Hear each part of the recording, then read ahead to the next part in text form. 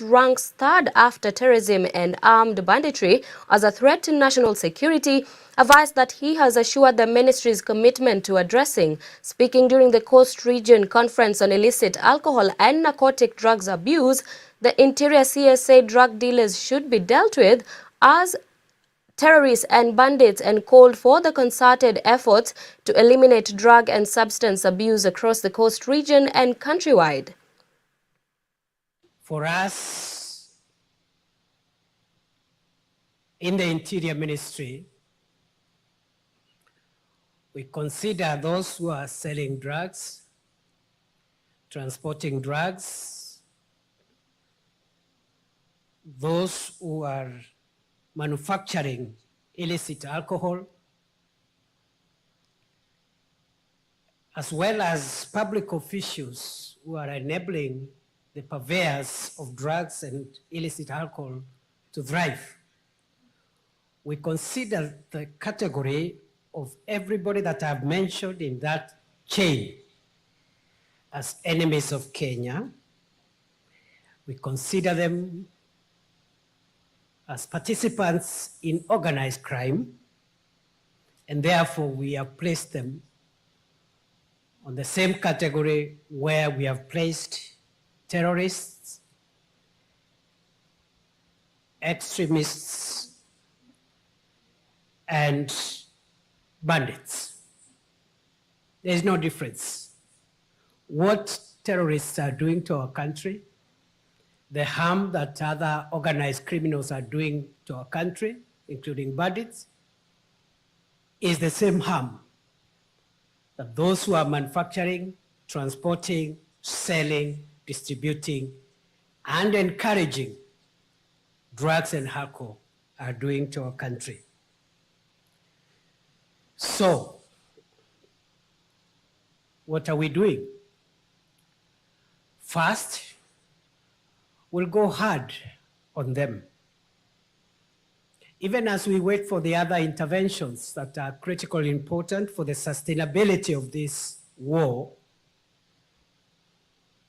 we'll go hard the same way we've gone hard on terrorism and on violent extremism. Elsewhere, the police in Bungoma County have launched investigations into the invasion of the home of Bungoma politician and 2027 gubernatorial aspirant Zachariah Barasa by unknown persons. The invaders reportedly torched his gate during the invasion of his house in Musikoma, Bungoma County. Addressing the press, Barasa's brother Martin Nyongesa condemned the incident while noting that no police officer came to the scene despite the family reporting the raid. Barasa's supporters alleged that several gunshots rented the area during the attack. They have speculated that the invasion is related to political issues, as Barasa is a vocal opposition politician. Tumehuzunishwa sana na kitendo ambacho kimefanyika na vijana ambao wamekuwa hired kukuja kuharibu mali ya Mheshimiwa Zachariah Barasa. Na mimi najua hii yote ni siasa. Na hii siasa ni siasa ya hii demolition ambayo inaendelea. Wabunge walipewa pesa wakakula, ma-MCA wamepewa pesa wakakula. Hakuna mtu wa mheshimiwa yoyote mwenye anasimama na mwananchi wa kawaida. Ndio maana Mheshimiwa Zachariah Barasa amejitokeza kwa nguvu na kusimamisha hiyo ubomozi ambayo inaendelea kiharamu. Na hata juzi mmeona tumekimbizana na wale polisi sana pale Kandui, hata wakatupiga tear gas. Leo hii tumeenda kuripoti na niko na OB number hapa, lakini tangu ni ripoti saa 7 ya usiku na leo mnaona mchana jua imewaka, hakuna hata polisi mmoja ametumwa kwa scene kuangalia ile uharibifu ambayo imeendelea hapa. Saa 6 ya usiku watu walivamia geti yake ambao tunaona ni kama ni siasa. Wakakuja wakachoma tires, na kama wengine walikuwa armed wakipiga bunduki kwa hewa. Sisi tunaona hii ni siasa. Ukiona wametupa chupa, wamepasua nini, lakini tangu saa 6 ya usiku hatujaona response yoyote kutoka kwa security, licha ya kuripoti kwao hiyo usiku, kuwapigia simu OCS wa Bungoma He did not pick calls, he did not respond. Na ngependa kukashifu hiki kitendo kwa sababu hiki ni kitendo cha uoga. Kama hao wanaona ni siasa, wanaweza kuja to face someone's home, damage it like this. Wakuja mchana tuwaone hao ni nani na wanataka nini. Thika-based televangelist David Kariuki Ngare, popularly known as Gakuyo, has been released on an alternative cash bail of 10 million Kenyan shillings in order to leave 2 contact persons who are civil servants with the court after pleading not guilty to 13 charges of theft of 1 billion Kenyan shillings from members of his Ekeza circle. Milimani Magistrate Benbak and Kubi ordered Gakuyo to deposit in court all his traveling documents, including his passport.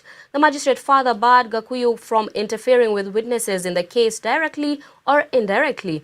Failure to comply with the order, Gakuyo risks having his bail cancelled and he may be remanded in custody pending trial. Gakuyo, who spent the entire weekend in police cells pending investigations, was freed on bond terms after denying several charges of obtaining money by false and conspiracy to commit a felony. And it's tried, yeah?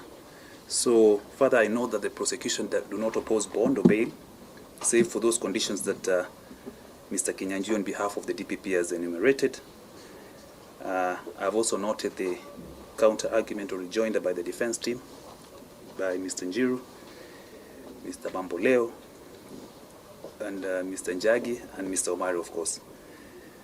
So I'll grant the first accused person bond or bail in the following terms. A, the accused person may be granted a bond of Kenya shillings 20 million, a bond of Kenya shillings 20 million with 2 sureties of a similar amount. B, alternative to A is that the accused person may be granted a cash bail of Kenya shillings 10 million, so a cash bail of 10 million shillings, and then he'll provide 2 contact persons. Yeah, so 10 million Kenya shillings with 2 contact persons will be examined by the court. And the further directive is that one of the contact person must be an employee working with the government or public office. And then the C, the first accused person to deposit his passport as a prerequisite for being admitted to bond. And further also, and I think it's in the ordinary, he should not interfere with any investigation that is still pending or ongoing.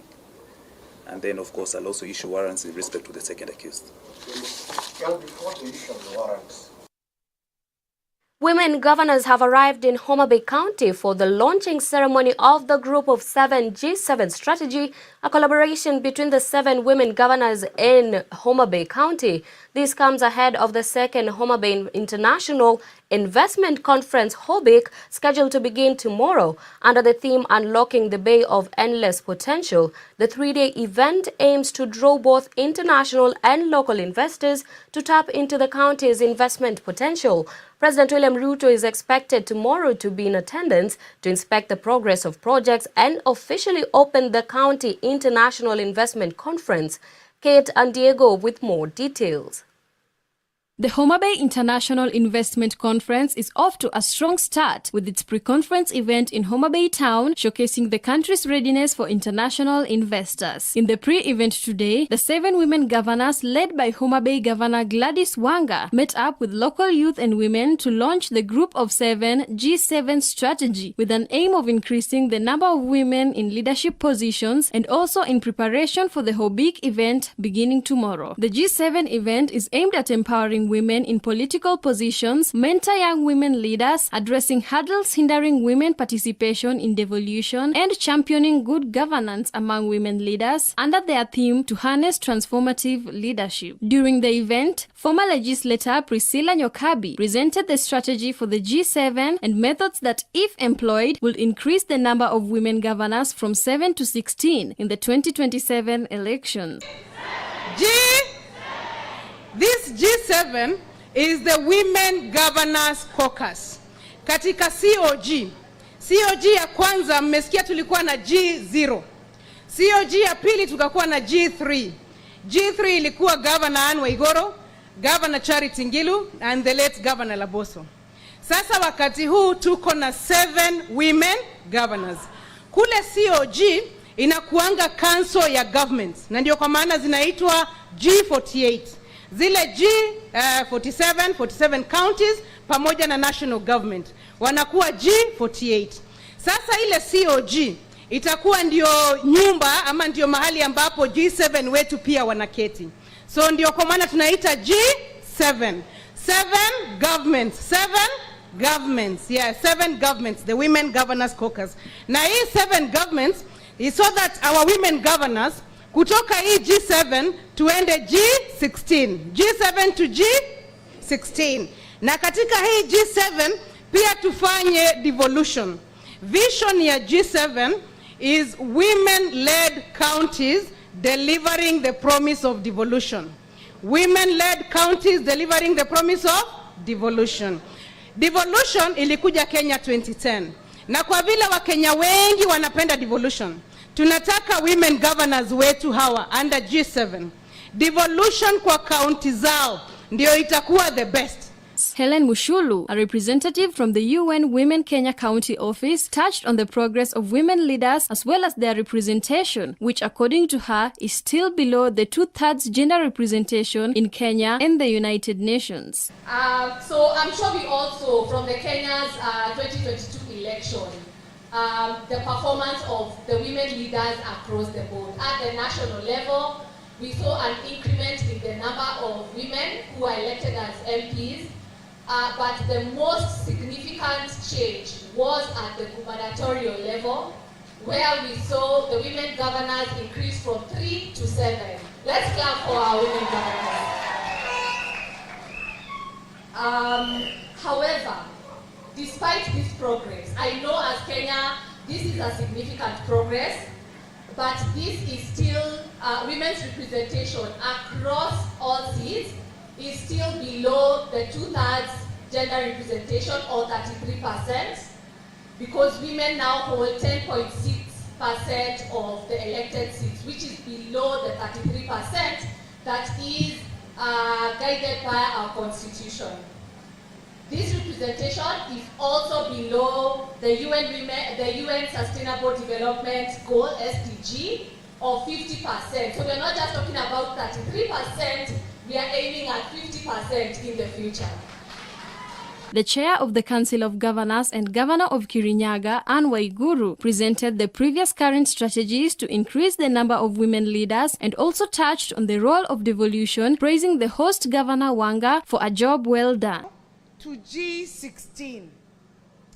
And we realized that if we just keep talking about increasing the number of women governors, we will not get there unless we come up with a clear and concise strategy.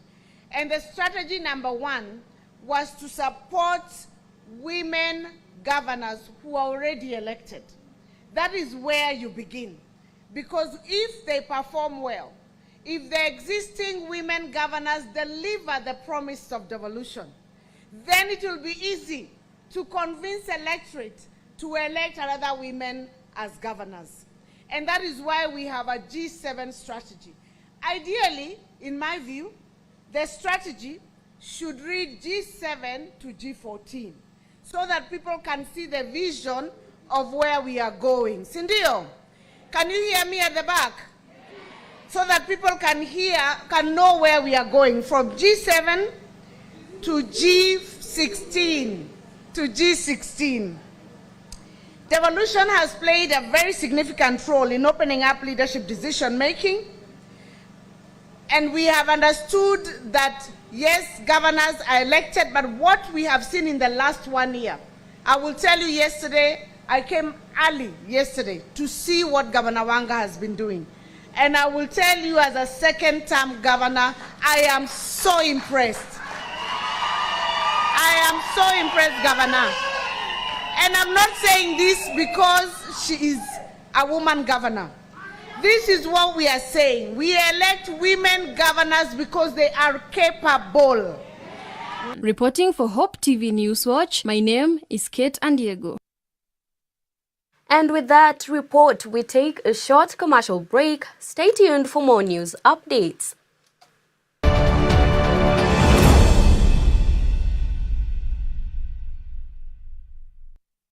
Aya, I'm not go TV stream. It's free.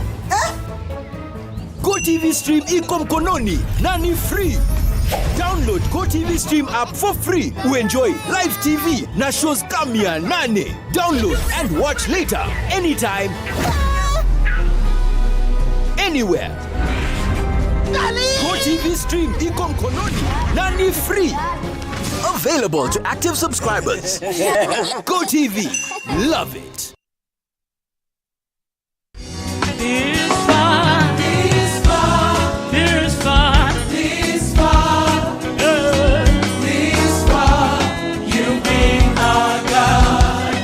To get Ebenezer by Jane Allaire as your Skiza tune, SMS the word Skiza 88300023 and send to 811. Hope Skiza, spreading the hope. Ebenezer, you've been our God. Ebenezer, Ebenezer, Ebenezer.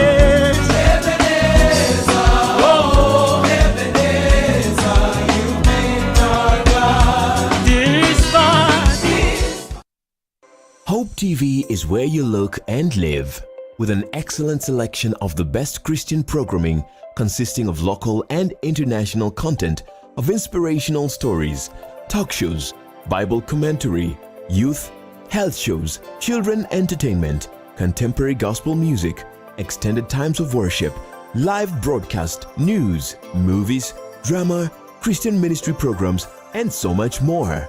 Hope TV is another quality service from Christ is the Answer Ministries, with over 45% of authentic and credible local content every week. Hope TV is a sister station to Hope FM, Kenya's leading Christian radio station, with footprints across the country. Tune in to Hope TV, where you look and live. I've actually been trying to find a balance. It's been really tough and hectic, but everyone says once you get a hang of it, it becomes better, and I don't know, but I'm hoping to find a balance soon because it's really been hectic. But you've been in the job industry for a long time, so I think you would know better, Cynthia. Huh? What time is it?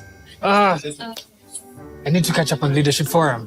Do they have a radio here? Never mind. I brought my own. No way. You can't be serious. Wait, why do you have a radio and you can just catch up with the shows on Hope FM podcast? Really? Even which of the what? Yeah. I mean, you can find them on whatever platform, name it. AfriPods, Google Podcasts, Apple Podcasts, Spotify, you name it. But I'm not subscribed on any of them. So no worries. You can just check out the latest episodes on hopemediakenya.org. You can now listen to select Hope FM programs on your favorite podcast streaming platform or directly on our website www.hopemediakenya.org. Listen and live.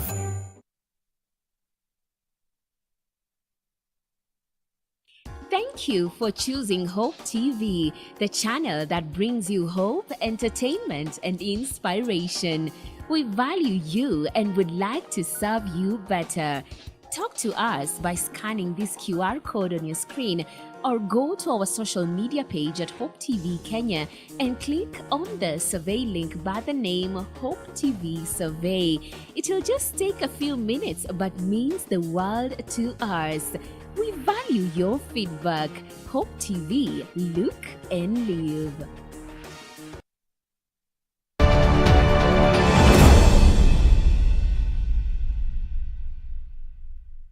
Welcome back to the broadcast. And various community leaders in Bungoma and Trans Nzoia counties have called on the national government to address their demands on compensation for what they claim is their right after fighting for the independence of Kenya. According to them, more than 200 people died for their patriotism in fighting against the colonialists, noting that they have not received compensation for the loss of their loved ones, including Elijah Wanameme. They also want the government to renovate the home of Elijah Wanameme and identify him as one of Kenya's historic heroes. Elijah Wanameme, watu wetu walikufa. Na walipokufa, hatujapata compensation yoyote kutoka kwa serikali iliyokuwako wakati huo ya British. Na hili jambo tuliweza kufahamisha King Charles watatu alipokuja Kenya juzi kwamba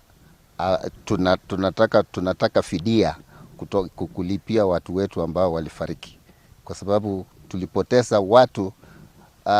Ile masaka ilikuwa kubwa sana, masaka ya Malakisi, tulipoteza watu 245. Nashukuru kuwa hapa pamoja na wenzangu wazee kutoka kabila hizi zote kushuhudia yaliyokuwa hapa. Lakini ombi langu ni kwamba viongozi wetu ambao wako Bungoma wachukue sehemu hii kama historical site na iwe improved, na wajenge, ifanyike kama watu wanakuja kutoka mbali kuona hii dini ya Musambwa ilianzia wapi. Na kwa saa hii Council of Bukusu Elders imekuwa mahali pa kujipangusia tu. Hawajui Council of Elders wamefanya nini. Council of Bukusu Elders wamefanya kazi, tukajaribu tukapata ardhi 10 acres ya Kalija, lakini county council government ya Bungoma hapa haijarithika kuwa wazee wa Bukusu wako. On County Matters, Majority Leader in the National Assembly Kimani Ichung'wah has reiterated the government's commitment to protect the Masai Mau forest that was in the verge of destruction. Speaking in Oloropil area in Narok North Sub-County, Ichung'wah said that the recent evictions at the forest land were meant to restore the mega water catchment area, as it is a source of many rivers in the country. Hiyo kiangazi ni sababu ya sisi kuingia na kuvamia misitu na kuharibu mambo ya mazingira. Si kuna umuhimu basi tuzingatie mazingira yetu. So nitawaomba mambo ya Mau, sisi wote bila kujali kabila, bila kujali mtu anatoka wapi, wenye wako kwa msitu tukubali kutoka kwa msitu, tulinde mazingira yetu ili mambo ya kiangazi ikae nyuma yetu. Na umeona mpaka overseer, simesikia anatumia tablet ile ya kufinya kompyuta. Simesikia kuna kompyuta inafinywa inatoa dola. Hawa vijana wetu, hawa wasichana mmeona wakidance hapa, ambao tunatumia pesa mingi, tunauza ng'ombe, tunauza chakula, tunawasomesha. Hiyo kazi yote tunafanya ya kuelimisha watoto wetu. Wasipopata ajira, ile pesa yote itakuwa imepotea. Kweli si kweli? Na hiyo ndiyo mswada ya housing inatusaidia. Ili manyumba ikijengwa kama ni town, hawa vijana wakipata ajira, hata kama ni ile ya digital hubs yenye wanafinya kompyuta hapo town, wanawekewa pesa kwa account, wako na nyumba ya kuishi, hawarudi mashambani kuambia mzee sasa nikatie shamba yangu na mimi nijenge hapa, ili tuache kukatakata mashamba sana. Teen pregnancy stigma among students has created a misconception in the society where sexual violence is considered as one of the root causes. Most of the victims, if not given moral support, end up suffering from mental stress. Crispus Mukumbi, the principal of Holy Cross Girls' School, who takes care of such girls, said most of them come from very vulnerable homes with single parents and stepdads who violate them. Others come from homes where the guardians are old grandparents who cannot cater for their needs. Abigail Namude brings us that report. Teen pregnancy stigma among students has created a misconception in the society that considers sexual violence as the root cause. Most of the victims, if not given moral support, end up suffering from mental stress. In our visit to the victims of early pregnancy at Holy Cross Girls' School, Sango, Likuyani constituency, Kakamega County, we find a large number of students in this school who have already given birth. Mary Wasike, principal Holy Cross Girls School, stated that most of the students come from very vulnerable homes with the single parents and stepdads who violate, and others come from homes whom their guardians are old grandparents who cannot cater for their needs. She added that other girls suffer from psychological torture, and this is after they receive rejection from parents after getting pregnant, rejection from the man who impregnated them, and even when they return to school after giving birth, they are still bullied by their fellow students. Kuna wale ambao poverty level anakaa na shosh. Sasa wazazi wote walikufa, anakaa na nani? Shosho. Shosho hana uwezo wa kukarimia mahitaji ya mtoto msichana. Changamoto yenye aina hao wako nayo ni psychological torture. Wakati alishika mimba walimtenga, wazazi walimishandle, baba wa mtoto alimkana mtoto, akakana nini? Msichana pia. When they are in school, sometimes some of them bully them. Sindio? Forum for Women Educationalist Representative Laura Doresi explained that their role as an organization is to ensure that every girl has access to quality education and also address the challenges that girls and women face that might prevent them from accessing the education. FAWE project has successfully impacted over 20 counties, something that has encouraged girls to stay in schools. Na sisi kama FAWE, our aim our major goal is to ensure that wasichana wanapata access to education. So kila kitu ambacho tunafanya kama FAWE in this country and the other 33 countries in Kenya, tunaangalia zile changamoto ambazo mtoto msichana na mwanamke anapata ambazo zinamzuia kupata masomo. Na tunajua masomo ndio inaweza tupatia access to so many things in the community, sindio? So we want to look at all these challenges that are affecting our girls and women so that they can be able to access education and be able to develop their own communities where they are coming from. Reporting for Hope TV Newswatch, I'm Abigail Namude. Thank you, Abigail, for that report. Now, on agricultural matters, a group of farmers in Kawanjara village in Embu West have benefited from a new farming approach that has enhanced their crop production and boosted economic growth. The farmers under the Makumo Tomato Growers Group is among the 20 sites in 20 counties around the country that experimented with the smallholder empowerment and agricultural promotion shop-based approach, a concept that emphasizes farmers to grow things whose potential brings them monetary value. The project is supported by the Ministry of Agriculture and the Japanese International Cooperation Agency, JICA. This Masumo farmers is one of the 850 farmer groups that we have trained in the country.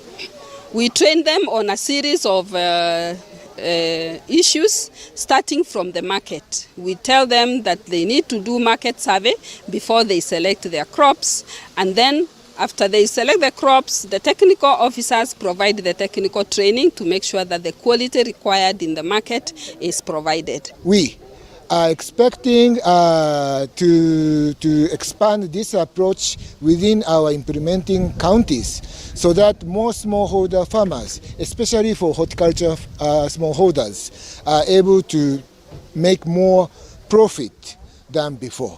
Tulienda huko Runyenjes, hiyo ndio market ambayo iko karibu na ni kubwa, na tukafanya market survey, tukaona ni wakati mgani ambao nyanya inakuanga na bei mzuri, na tulipojua ni mwezi gani tukarudi tukatengeneza hii inaitwa crop planting calendar, ndio tujue ni wakati gani wa kupanda, ndio tuweze kumeet ule wakati wa soko ambao bei iko mzuri. Wakati tuliambiwa tuchague mimea miwili na au shebrash, tukanunua nyanya na butternut, lakini kule kwa soko tukaona butternut haileti pesa mzuri.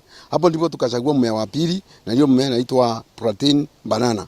Hiyo protein banana hiyo ndio inatusaidia sasa, kwa maana inachukuliwa, kuna kampuni inachukua hiyo banana, hiyo ndizi, na inakujia hapa na inanunua 80 per kilo. 80 per kilo ndio inanunua. Kwa hivyo tukaona hiyo ndizi haina kazi mingi, tu ni kuweka maji na kuweka mbolea na ikatupatia pesa.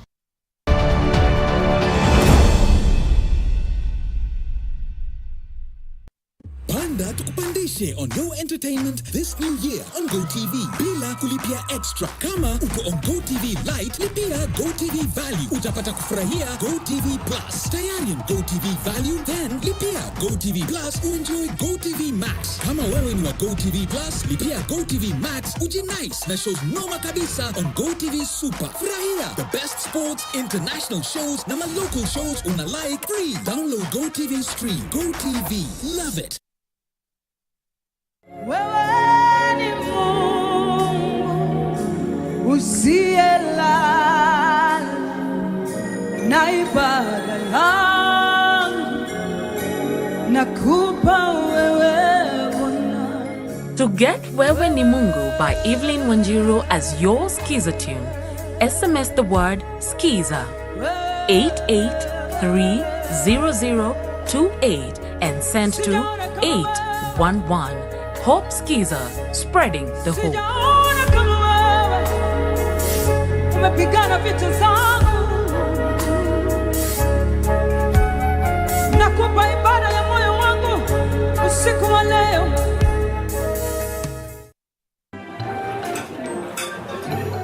I've actually been trying to find a balance.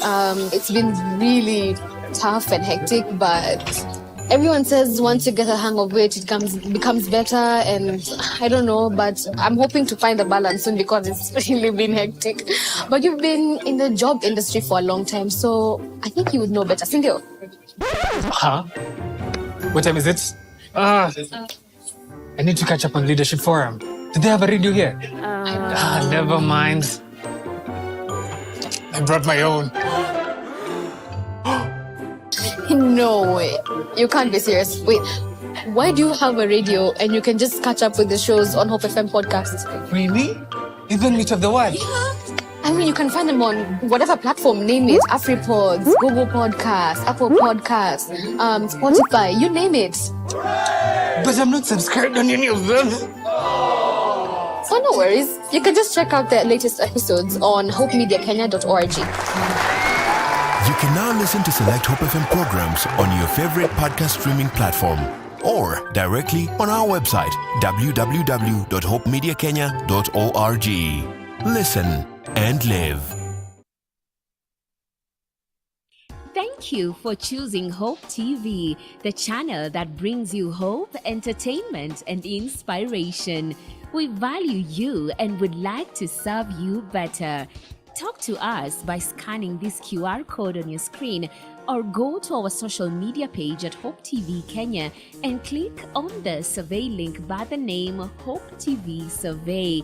It will just take a few minutes but means the world to us. We value your feedback. Hope TV, look and live.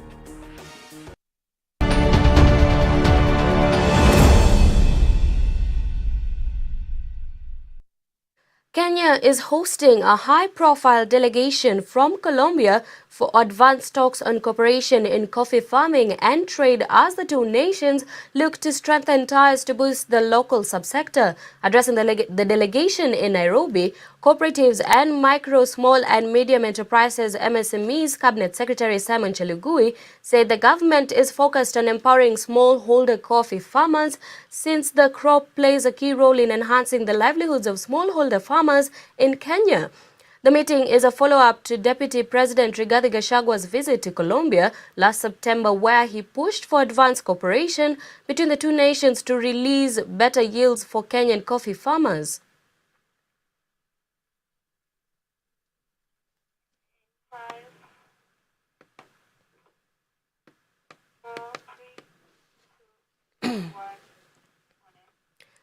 And the sixth session of the United Nations Environment Assembly has kicked off at the United Nations Environment Programme headquarters in Nairobi.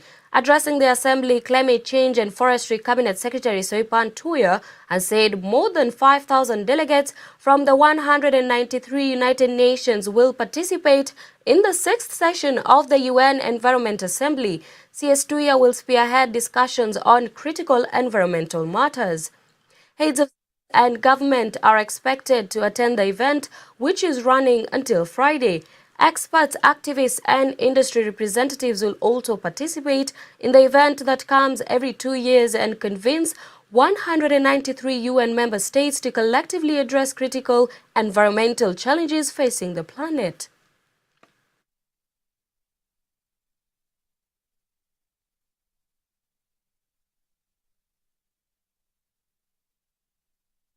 Now, Tatu City has announced a partnership with AAR Healthcare Kenya Limited in a comprehensive 3-year school deworming program aimed at improving the health and well-being of children in 6 government primary schools in Kiambu County.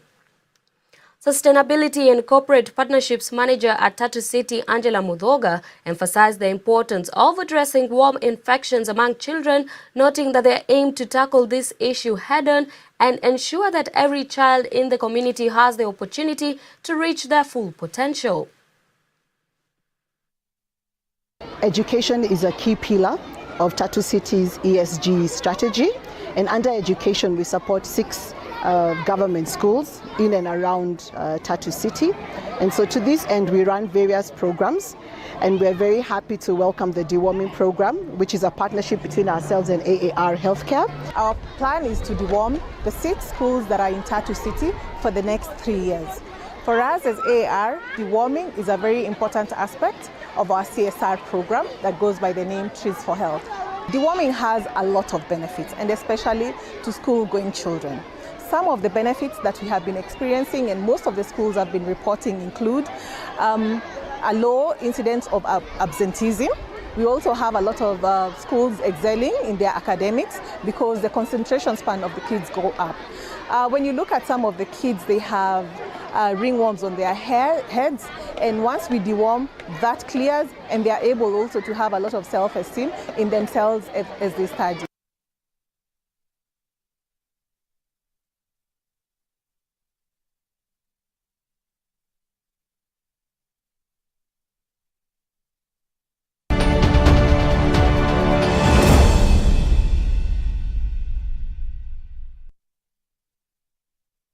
Team Kenya will be landing back home from Hammamet after a great showcase of talent at the Africa Cross Country Championships held on 25th February 2024. In a statement, Athletics Kenya said the team will arrive on Tuesday at 1440 hours. Team Kenya achieved the top position on the medal table, securing a remarkable total of 8 medals, including 4 gold, 3 silver and 1 bronze. This comes even as National Olympic Committee of Kenya has issued an alert after it emerged that some rogue people are presenting themselves as embassies as athletes and coaches to the Paris Olympics.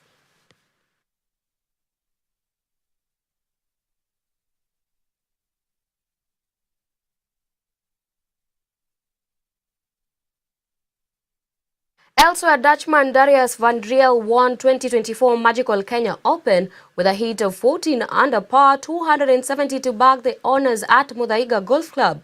Van Driel won 61 million Kenyan shillings. England's Joe Dean and Spain's Nacho Elvira emerged as joint runners-up.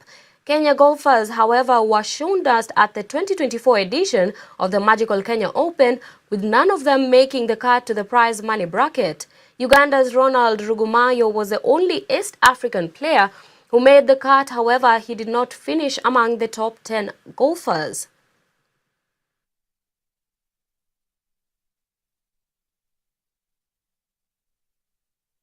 KCB FC registered a much-needed 1-0 victory over Michael Olunga Foundation Mofa in the Mozart Cup round of 32 at the Raila Odinga Stadium in Homa Bay County. The Bankers have booked a slot in the round of 16 action and are set to face Bidco United next month, and newcomer Philemon Nyakwaka's solitary goal in the first half was enough to seal the win for the Ruaraka-based side. KCB assistant coach Alvis Ayani said the victory is a confidence boost for the team ahead of the Kenya Premier League fixture against Muranga's Seal next weekend. He, however, noted the team wasted a lot of chances, especially in the second half, an area they need to improve on in the coming round of games. We are very thankful and grateful for the win. It's been long since we last won a match. We last won a match in November. So we were under pressure. It doesn't mean it was a cup game, but the win is very important for our side. Even the games that we've lost, it's not that we were not playing well. It was that we were losing a lot of chances. And you know, football is a game of chances. When you lose a game, you don't utilize your chances. If your team scores, then you end up losing the game. That's the difference between us and most of the teams. Tunasikia poa kwa sababu tumekuwa tukisafa all along. Tumekuwa na defeat, draw. At least tumeanza na win na teammates wangu, we are so happy. Personally mimi niko so happy. Hii cup ni yetu. Hii imeenda. Na wachezaji wangu hii imeenda. And with that, we come to the tail end of our bulletin tonight. Many thanks to you and have a blessed night. My name is Gloria Musimbi, and on the sign language interpretation has been Boniface Murithi.